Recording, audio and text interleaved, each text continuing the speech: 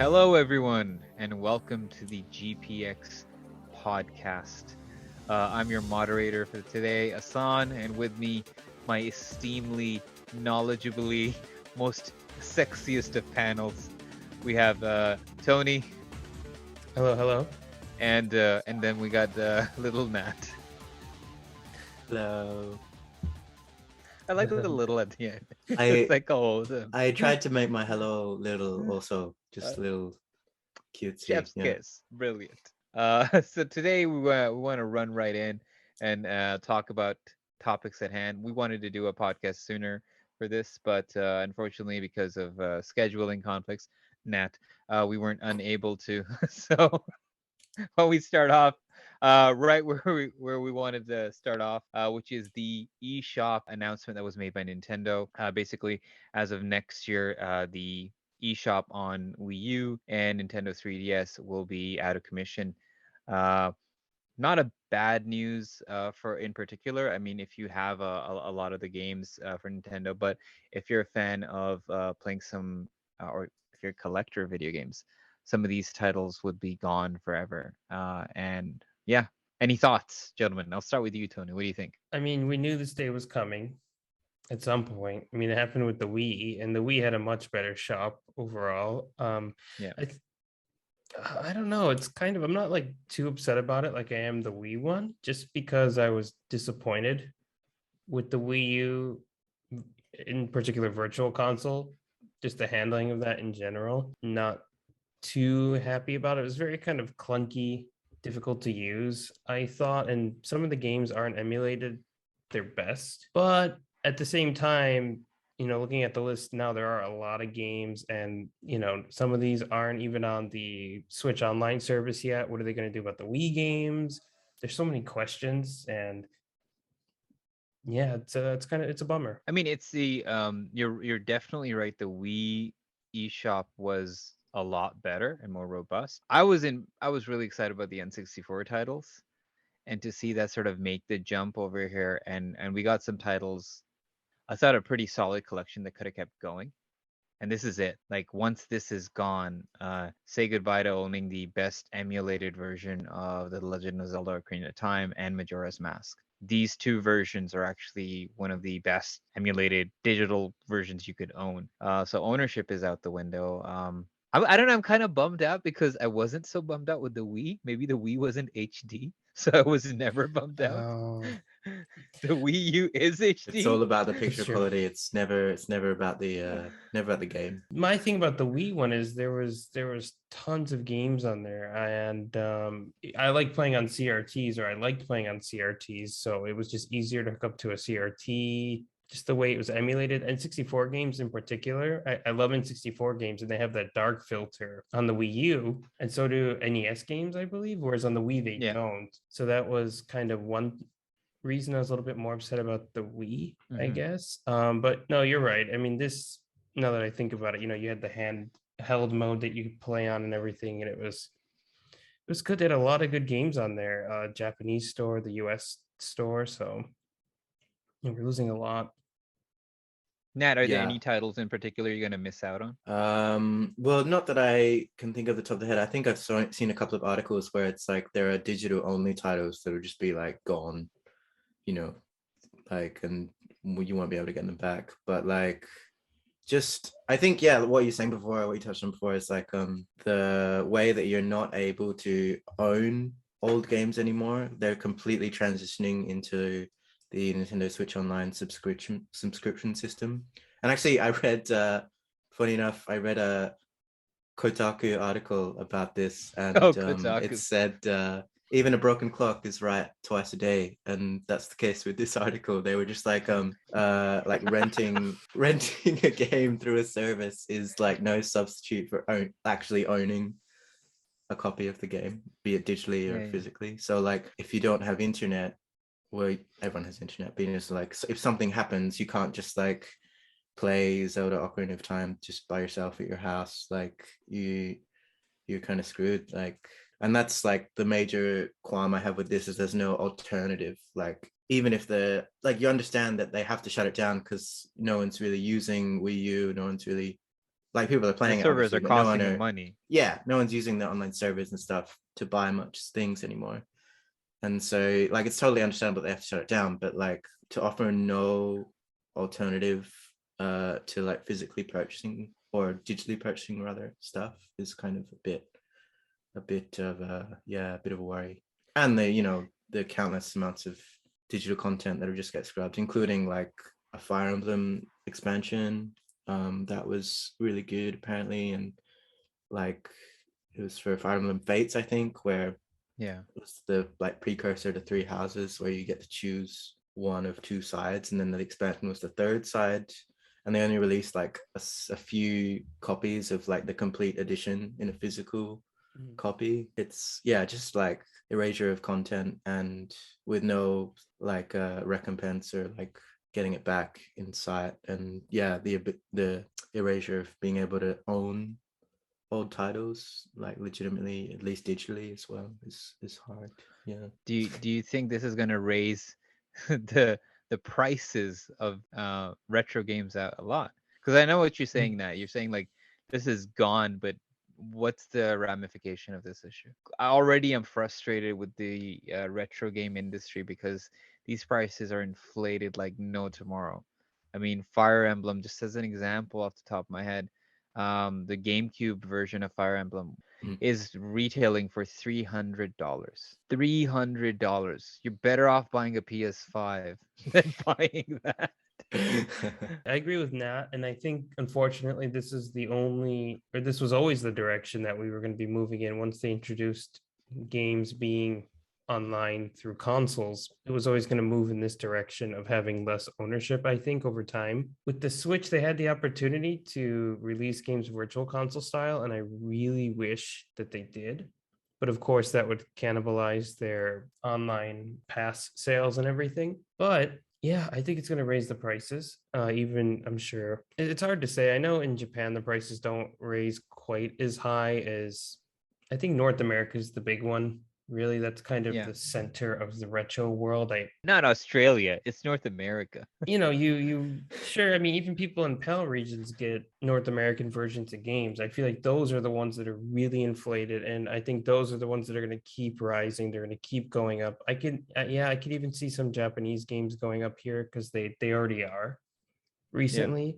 Things like N64 games. GameCube is the worst one though. You're right, because GameCube they just give no re-releases to whatsoever. Sunshine is like the only game they've re-released that I could think of. I can't think of anything else. It's just going to shoot through the roof. I think it's Yeah, going to no, it's continue to.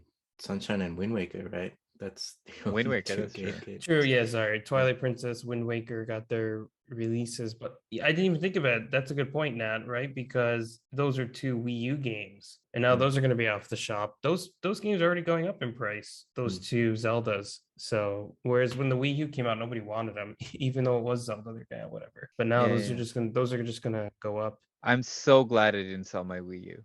There was an opportunity last year that, or 2 years ago, that I was gonna give it to somebody, and or sell it, and they wanted to buy it, and I'm so glad because now not only do I have I have a copy of Wind Waker, Twilight Princess, Tokyo Mirage Sessions FE, which is the uncensored version. Mhm. It's just like The all these correct good version. things, the correct version. Xenoblade Chronicles X. You can't play that game anywhere else. That's it. And Oh yeah, they I've didn't been make wanting it to play that online. one. It's just Yeah. damn. Yeah. Is there any title in particular you're gonna miss, Nat, the most? As I said, Xenoblade Chronicles X, just because I'd wanted to play it, and I really enjoyed the first one. I was like, oh, X, and then this is kind of weird and cool, and I want to try it out, but I never no Wii U, so I never got around to it. But yeah, I'm gonna miss that one. Yeah, I have to really think because I wasn't really around consoles in the whole Wii U gen, like the whole PS4, Wii U, and Xbox One. I kind of skipped over. That was like a PC era for me. But Ooh, I'm in you the know, master race. I don't need these consoles. I can tailor the game specifically to my graphics kid. To my preference. The game world is how I will it. For the Wii U shop, a lot of the Game Boy Advance games, that's also a big thing. Is Nintendo going to do a Game Yeah. Boy section anytime soon? And some of those emulated titles, like Sonic Advance, for example, those only came out in Japan, but those were done by M2, who are really famous for the emulation work with Sega and other companies. Those versions are gone. Yeah. So it's I'm gonna miss all those, the DS titles, the Game Boy Advance titles. There's PC graphics on there. Sorry, PC Engine, Turbo Graphics, whatever it's called, and Yeah. MSX, I believe, too. I can't imagine them putting those on the Switch. I mean, they just put the Genesis on there, but I can't imagine they're not going to put those other ones on there for a long, long time, if ever. There's gonna be another tier of Nintendo Online that you have to Yeah, subscribe you to. have to pay an extra 20 bucks a month to get Game Boy and Game Boy Advance games. But that is going to happen. I really believe. I think they'll put Game Boy Advance games in with this tier. I do believe that over time. But if GameCube comes around, which it has to at some point, they'll either Yeah. increase the price $20 to $30 or re-release them separately. But I think it's probably just going to have to pay more. Yeah, it sounds so backwards. I really wish they released GameCube games on the Switch as physical cartridges. Mm-hmm. I think that would be a good such idea. a killer thing. Yeah, like a Such budget killer idea. title. Because it's like Yeah. the disc is already small, so all you have to do is just like Shrink shave it it even down more. into a little square shape. Yeah. But I don't think they wouldn't do that because now, whereas in the past, right? NES games, Super Nintendo games, yeah, you can kind of put those down, sell those for a couple dollars, and people will buy it. GameCube is that era where they're like, okay, these games are going to hold their value. It's 3D, they're longer titles. They're treating them like they're still modern titles. So they are not going to give up on those. They won't sell those for $10, $20, which they should. I agree with you. Putting them on cartridges individually would be they would sell like hotcakes, but Yeah. they'll never do that. Man, that's a shame. Well, we still got a year. Are there any games that you already downloaded or bought? Recently I got the Sonic Advance games I talked about because I was doing the reviews, so I bought all of those, and those are just awesome.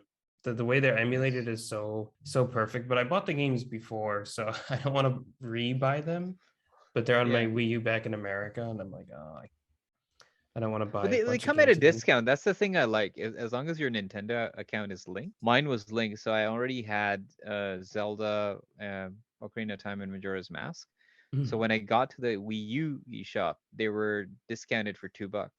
Mhm.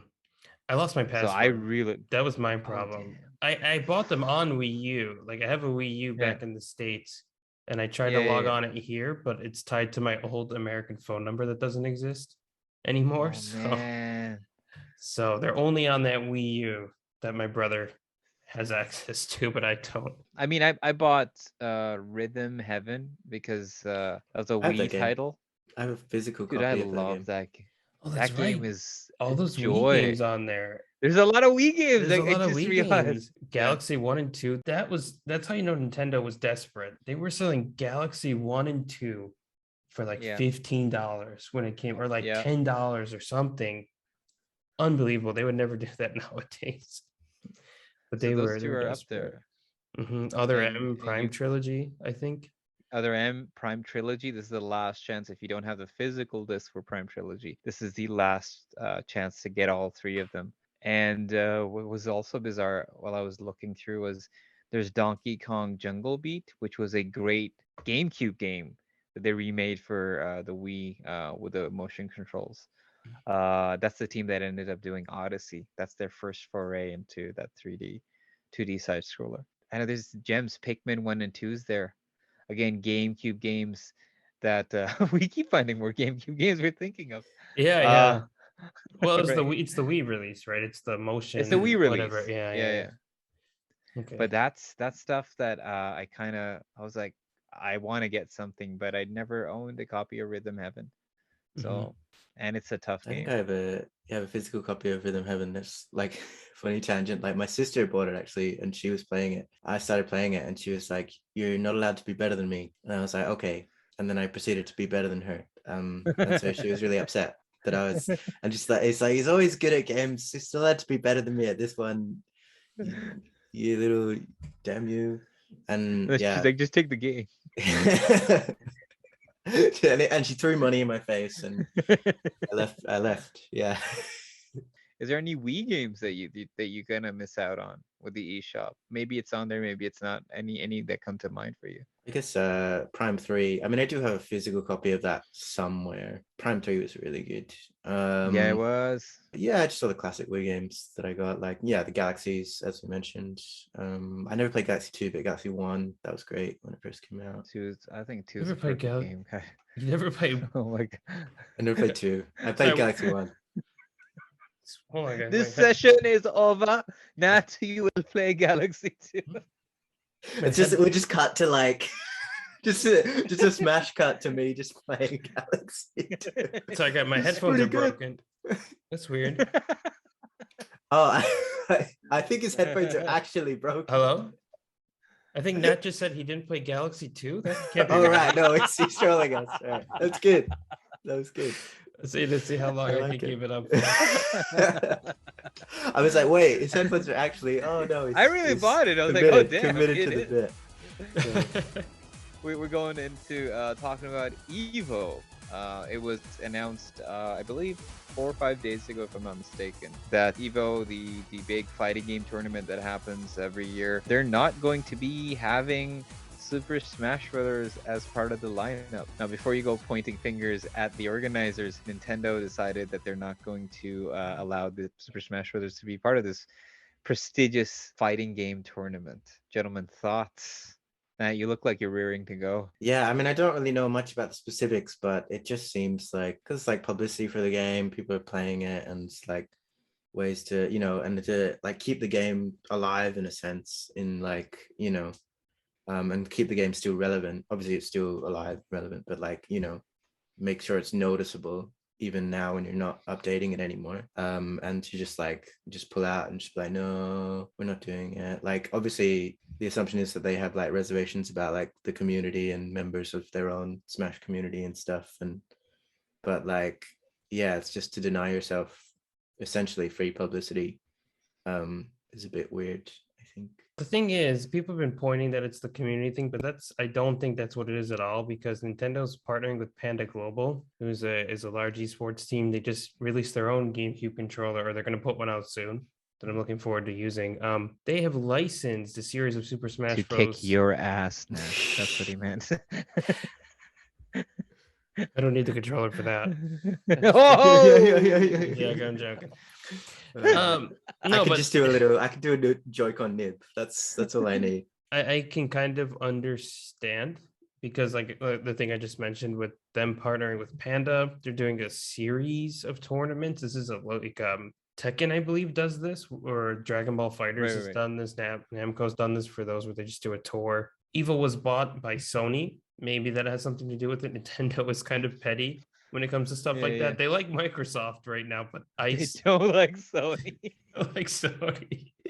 I don't think either of them like Sony. I think Microsoft and Nintendo are like, all right, they're uneasy allies right now. Right. With Sony owning the tournament, it's just not a good look, I think, for them. Yeah. And to them, maybe they're thinking it's really not free publicity for them, because EVO is such a big tournament. You can't have Namco and Bandai and all these other companies. They put the money into the tournament for their game. Nintendo's gonna have to sponsor it. Nintendo's gonna have to put effort into this. Yeah. So I think for them, they're just like, it's not worth it. We have our own tour with Panda. That'll attract a lot of people. And plus, Sony should be happy. They got Nintendo was Sony PlayStation All Star Brawl, or whatever the hell that was called. Bring it back. They're like, yeah, we'll replace it with Smash Brothers. Nobody's gonna notice. You could play as Nathan Drake, the guy from Bioshock, man. But I don't think it's the controversy. Yeah. It's not, because I mean, EVO had its own controversy. Yeah, I think so too. You said EVO had its own controversy? Well, yeah, with Mr. Wizard. Did you hear about that? Oh yeah. Yeah, this was all around the same time as all the Smash stuff. Actually, it wasn't. I don't think it was linked, but it just all kind of happened around the same time. But people speculated that was the reason, but no, it's just strictly business, I think. If Nintendo's going to get in on this, which they don't like, or they haven't liked to do esports stuff before, if they're going to go all in on something, they're going to want full control of it. This makes sense to me from their perspective. Nat, are you excited to see Nintendo do their own thing? or does Yeah, that yeah. turn you off? No, I feel like because they've always been like a company that seems like, you know, they like doing their own thing more than like going along with what other companies are doing and stuff. And even like evidence of that is, you know, how Nintendo Online is set up, and like, you know, we'll make it so you can't talk to each other just because we don't want anyone swearing. You know, we got to keep it we got to keep it low key. You know, we don't want a Somebody tirade of who played on abuse. Xbox Live, I'll be honest, I think it's a good thought. But yeah, like if they bring their best and they put their best foot forward, like with their attention to detail and stuff, something they do with, like, you know, their current games, not as, you I'll- know, we've discussed, not so much as emulation, but yeah, if they do put their best foot forward and like really make a good effort with it, then yeah, it'd be pretty solid. And it's also good, like a solid point there, because them putting their best foot forward is kind of telling everybody, here, we're taking Smash Ultimate seriously. And I know a lot of people have had that complaint with Nintendo. It's like, there's no DLC left. Smash is dead. The next one's not going to happen. It's like, no, it's still got legs. And this is how much they're investing in it, that they partnered up with somebody else. They decided that they're going to have full control and they're going to push it forward. They still do that with the Splatoon tournaments. I think that's done now, but Splatoon 2 had a pretty hefty tournament scene. So yeah, for me, it's if you're a fan of Smash Brothers, this is good news. If you're a fan of EVO, this is bad news. I agree. I mean, Evo, it's Smash has always had a weird relationship with Evo, and a lot of that is due to Nintendo. Again, Also the community. Also the community. well, no, you're right. You're right. That's true. That's what I was gonna Filthy get to. pigs. It's the Smash guys don't shower and all this stuff, I guess. But I don't know. This is true. This is true. I don't know. I We think do. I It's just- believe it. I believe it. But I mean, anywhere people are playing fighting games, if you get Yeah. as intense as people claim to get, you're not gonna walk out of there unsweaty. I'll put it that way. Yeah.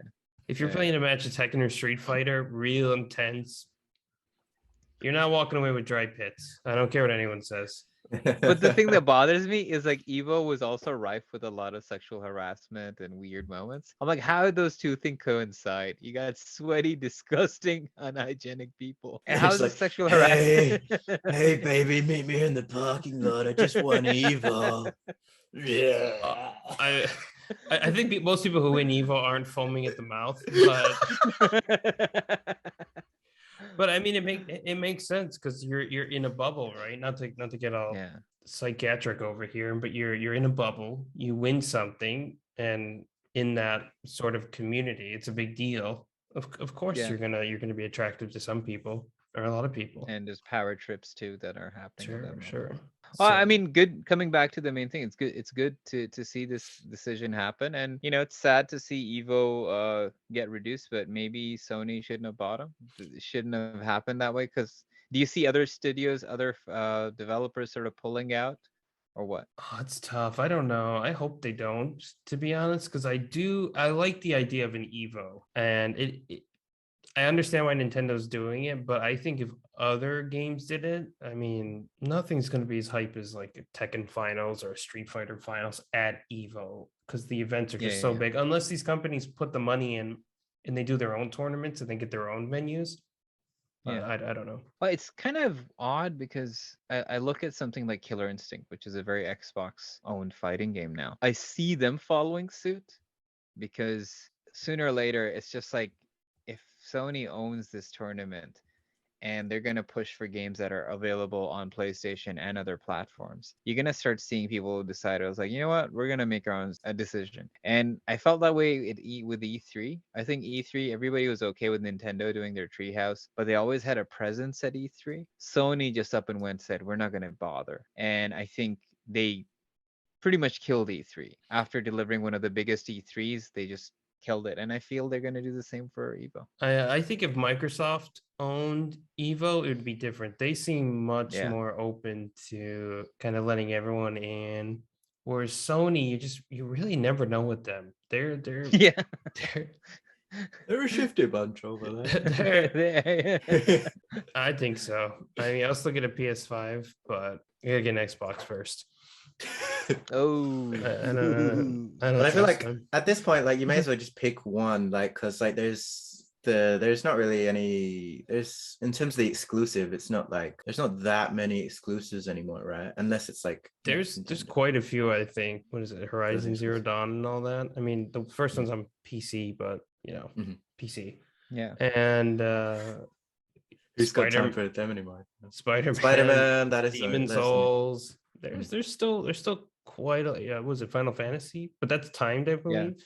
For Yeah, now. but after seeing the PC release, everybody's kind of like lamenting them releasing that. Oh, okay. Is it out on Yeah, PC now? it's a terrible port. It's a Oh, very it's a bad port, really. But that's kind of up like to what Square, Rock right? City did. Yeah, it's up to Square.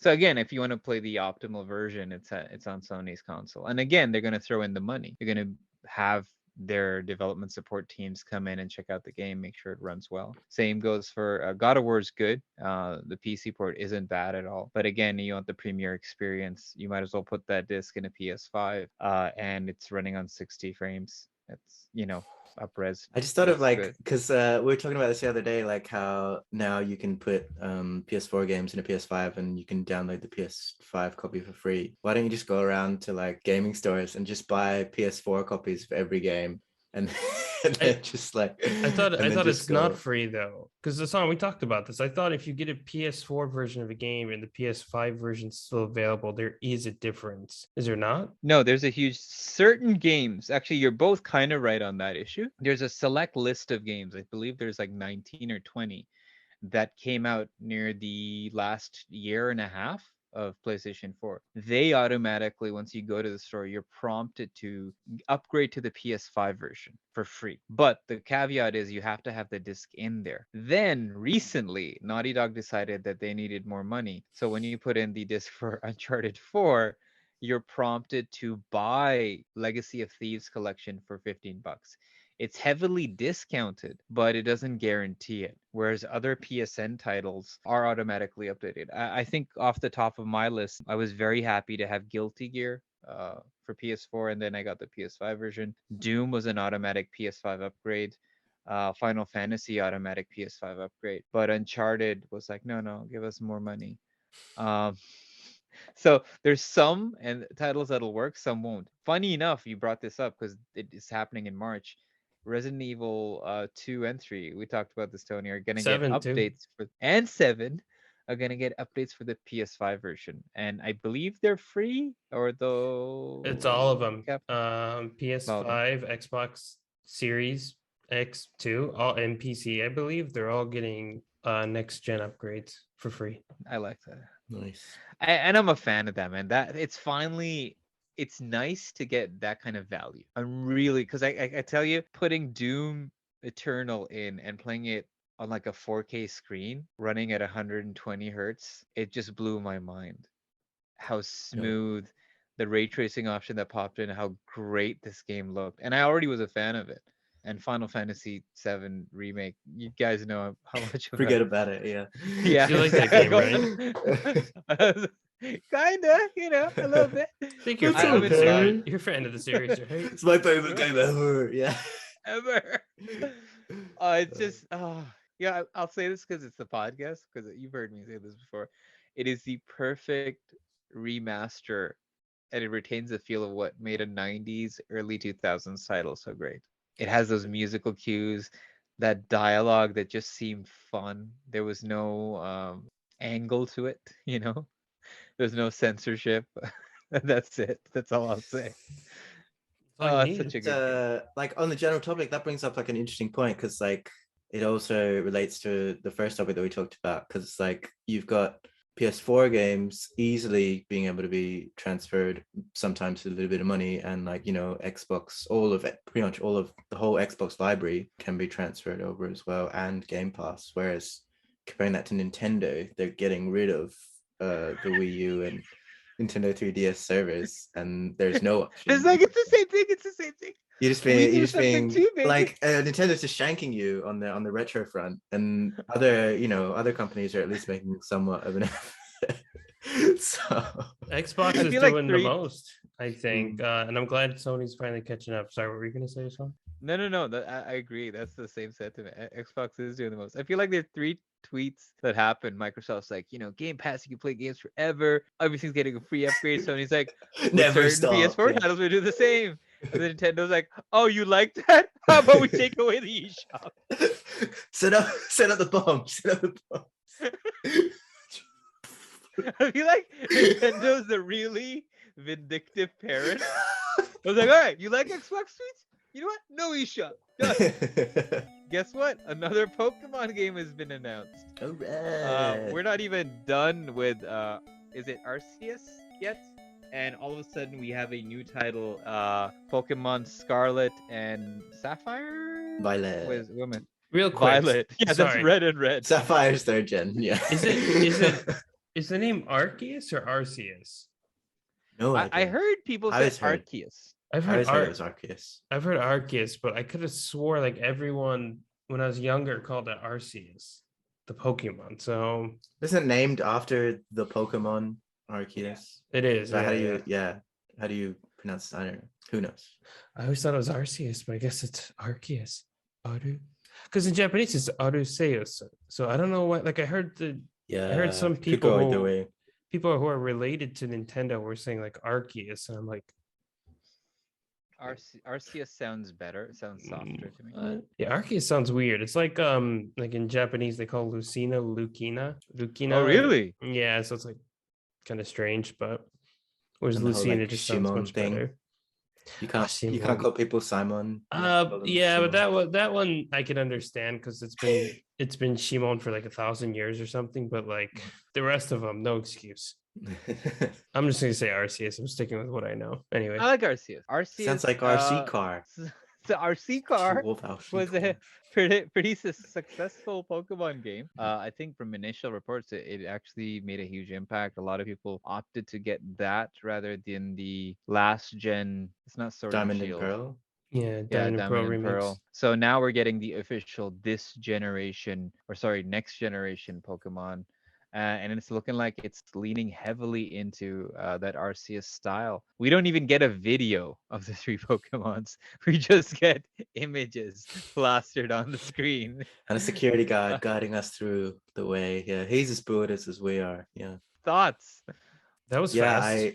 I liked it. I like the idea of it. Obviously, like we haven't really seen much at all apart from the 3 starters, really. But like, Yeah. and just some environments, just panning through them. But like, it's kind of difficult because if they can incorporate elements of Arceus, I would be grateful. But at the same time, I kind of like the way of like the traditional way of catching the Pokemon, where you go into like a random encounter type thing and you just have to fight it out. The way they do it in Arceus is really good. So I actually have to play it in order to make my own comparison and see which I like better. I prefer the traditional route. I know there's a debate of like, oh, they have to do catching like they do in Arceus now. Yeah, a lot of people are saying that. They're like, oh, I can't believe it's going back. Oh, why would they do that? And it's like, I didn't think they were going to change the mainline games. I figured instead they would keep going the Legends route and keep that style for another sub branch of series going forward, since this one was so successful. Legends 2, more Legends. Yeah, like Legends Mewtwo or something. I'm surprised they didn't do that one, to be honest. I figured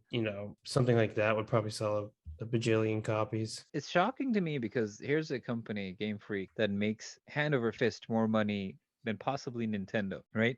With all the merchandising, all the movie deals, everything that they have. Yet all the money in the world can't buy them a better development studio to develop these titles. Like we got Monolith's offer pumping out Xenoblade Chronicles 3 or helping with Breath of the Wild 2, really pushing what I thought the Switch was capable of. And the moment you plug in Arceus, you're like, oh, this is like not technically advanced. I heard like the reason, part of the reason why it's not as graphically there as say like the obvious comparison is to Breath of the Wild is because there's like there's more objects, i.e. being Pokemon, that the game has to render even in far distances. I think it's like something like there's like 240 objects like existing in the thing at one time, whereas in Breath of the Wild apparently it's 36. So Okay. Yeah, like the amount of That's stuff reasonable. they have to like render a lot more things. That's why I think the graphics on a low like is a bit of a lower dip. But then again, Breath of the Wild came out 4 years ago, 5 years ago almost, you would think that there would be some optimization going on with the games at this point. I mean, you always see this with older consoles. Games get better as time goes on. They optimize it better. I don't know. This is their fourth Pokemon game, technically. I know they didn't actually work on the remakes directly, I think, for Diamond and Pearl, but I don't know. I don't think there's really much of an excuse. And I think I read an article, it's like the main criticism, I think, is just the way they time themselves. So they have to release, a Pokemon game within every 1 or 2 years. Like, and they just have to do that in order to try and like keep the same profit margins or whatever. And then you realize that the actual like product itself really suffers, because it's never going to be like the best possible quality it can be if you're like hamstrung by this like massively strict time frame all the time. And like, yeah, all the money in the world, if you're just like, oh, we'll give you like $1 billion, but you can only do it in a year. It's just like, it's, there's not enough time to make a really good game. And the evidence we'll see the evidence of this like on the other side with Breath of the Wild 2. That's like, they haven't even announced a date for that. Like, hopefully it's 2022, and it's like, it's been delayed and stuff, probably due to Corona as well. But I think they're even taking their better, time we'll with that. see an evidence with Xenoblade Chronicles 3. Yeah. You'll see like how much a studio has sort of optimized and evolved their engine. You're right now. It feels like the Pokemon team has, I guess, their shareholders or whatever, their board. It's like, we're making so much money on these apps and these toys and this stuff. I feel like games are kind of like a secondary thing for them.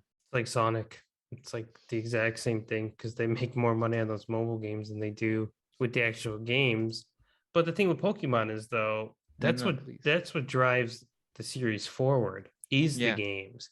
So they do have to put the games out to kind of keep the wheels going, right? Because there's new Pokemon. What is it? In the show, Ash goes to a new region, new Pokemon, new trading cards. I think that's what they think.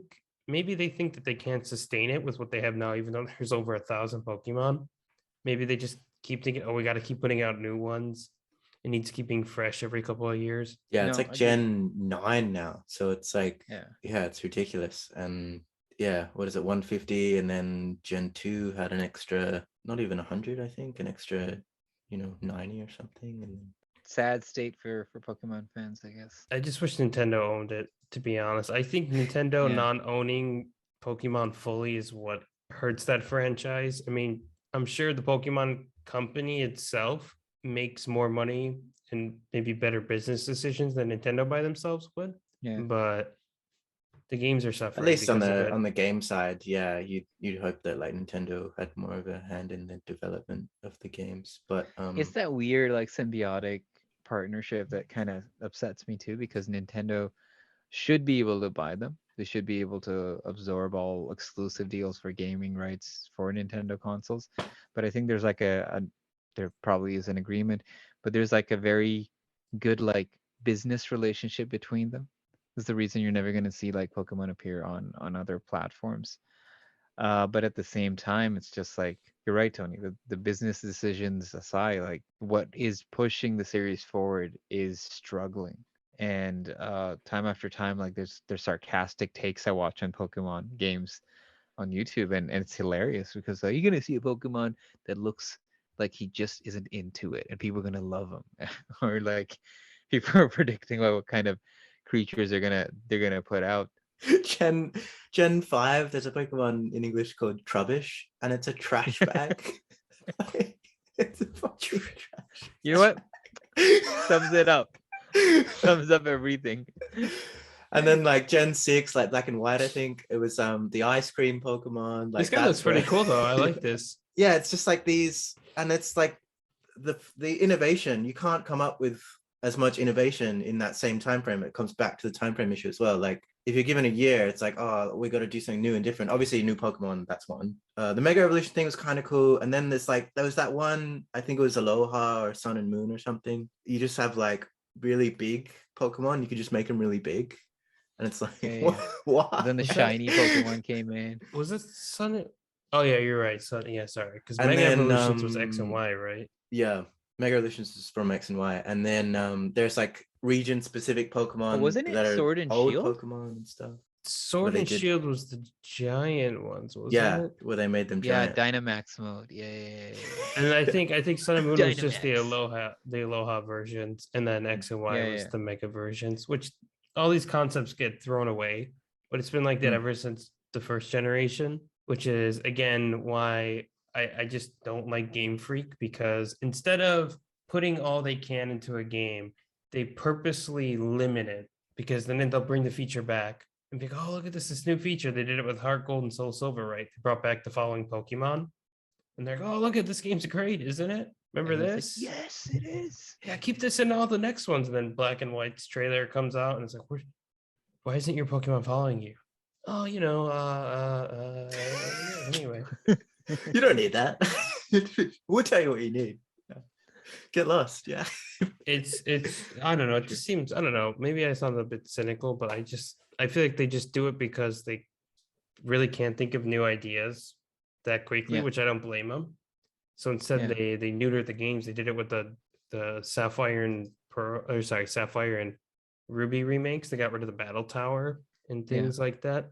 I think even one of the directors at Game Freak was like, we definitely made a mistake making Heart Gold and Soul Silver so good, because then the expectations were just too high. But it's like, if up. What a thing to if that's say. your mindset, like, come on, like. You should have made this game good. You know, Yeah, Too could you good. imagine Mario 64? That game was too good. you guys are fired. You made it too good. It's so, oh my gosh, Sunshine. We're only gonna have 50 stars in it, and that's all. It's like an employee asking for a raise. He's just like, I did really good on that game, right? Can I get a raise? It's like, I'm afraid you're fired. Yeah. I'll have to raise you from Well, employment. Jim, the game was too good, and you were the animation director, so you're fired. I feel like, so you were directly responsible for its success, so we're gonna have to let you go. You're out of here. All right, moving on to the final topic. Is something more uplifting than new gen Pokemon releases, and we're talking about March 10th being Mario Day. I believe that's this Thursday, if I'm not mistaken. Yes, it is. Fun question. We all know, on a sad note, that Nintendo won't do anything for Mario Day, anything crazy, seeing as the Year of Zelda just was relegated to a Game and Watch game. That's pretty much it. Oh no, and Skyward Sword. We got that. We got that. Yeah, but it was the 35th anniversary, right? They could have. Yeah, they like went all in on Mario, and then they're just like, Well, Yeah, and dude, Nintendo's they're taking notes from Pokemon. They're like, oh, okay. Instead of like actually doing what people want, let's just not do anything for the next one. That'll be better. Agreed. But I wanted a more uplifting perspective. So let's say it's Mario Day, and you get the chance to sit down and enjoy Mario Day. How do you enjoy it? 1, 2, what Mario game are you going to revisit? Let's say you have the chance, and there's no restrictions of you not having any of the consoles that you can play them on. March 10th is an official holiday. You got to have a drink. You got to have something to eat. You don't have to answer that part. I just want like a portobello mushroom burger. Do you mean like it's a very Mario and they're thing. spray painted red? Yeah. Yes. Yeah, portobello mushrooms is the closest thing to a decent nutrient-rich edible mushroom cuisine. Everyone I just want wears that. like really quality overalls, like really good quality overalls, like good quality overalls. industrial I want to sit quality. back, and I honestly think I want to play one of the best Mario games I've played in the 3D series is Mario Galaxy 2. That would be my pick. That game is like streamlined, it's hard, it's fun, the music, everything is just on point. Yeah. How about you guys? I'd say start of the day, you're doing, you get your overalls on. For my outing, like single player wise, I'd start with probably Galaxy 1, and then move on to a bit of 64 if we visit the old classic, and even take a bit of Odyssey in. That's some nice time. And then you have a party at night with your friends, and it's just split between Mario Kart, Mario Strikers, and Mario Party. And So you want the night to end horribly, and everyone pissed at each other. yeah. Great Well, just host. like the real Mario and Luigi, really. Yeah. Tony, that's a pretty good answer, Ned. I like That's, that. that's a good one, Nat. We should have ended off with that one. My God. Yeah. No, if I had to just pick a couple games to play, it'd probably have to be Odyssey.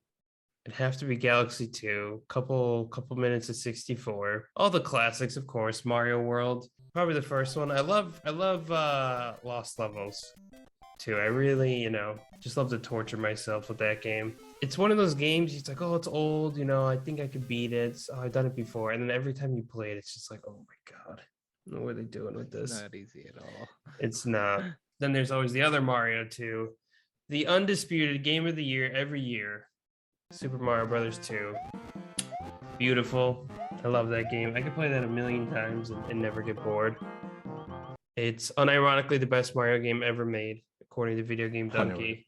And I agree with him. You should all play it at least. That's the one 20 with times a Birdo, year. right? That's The right. Doki Doki Panic Man. Yeah. Yeah. But the tonal shift is good too, because I think if it wasn't for Mario 2, the Mario Game Boy, was it Mario Land? That had a very different tone as well. Oh, That I love had Mario the Land similar too. vibe. I enjoyed that a lot. And then even Mario Land 2, 6 Golden Coins. I Yeah, played the hell out of that one. game is me too. It's so good. Right? Yeah, with Wario. I Because hated Wario's Wario your so enemy. much. Oh, I hated him. I hated Yeah. him. That last castle with the swinging with the balls and oh my gosh. Yeah.